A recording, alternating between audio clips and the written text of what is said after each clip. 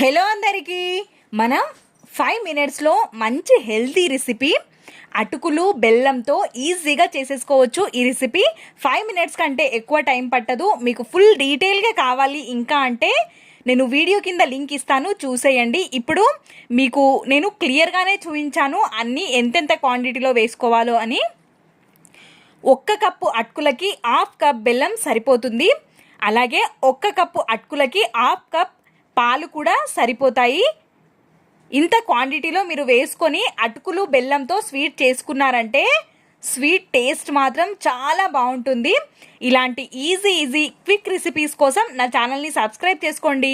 అలాగే సబ్స్క్రైబ్ పక్కన ఉన్న గంట సింబల్ని క్లిక్ చేయండి. ఇలాంటి కొత్త ఈజీ రెసిపీస్తో నేను ప్రతిరోజు మీ ముందుకి వస్తూనే ఉంటాను కాబట్టి మీ ఫ్రెండ్స్ అండ్ ఫ్యామిలీకి షేర్ చేయండి. అలాగే సబ్స్క్రైబ్ చేసుకోవడం మర్చిపోవద్దు. Thanks for watching.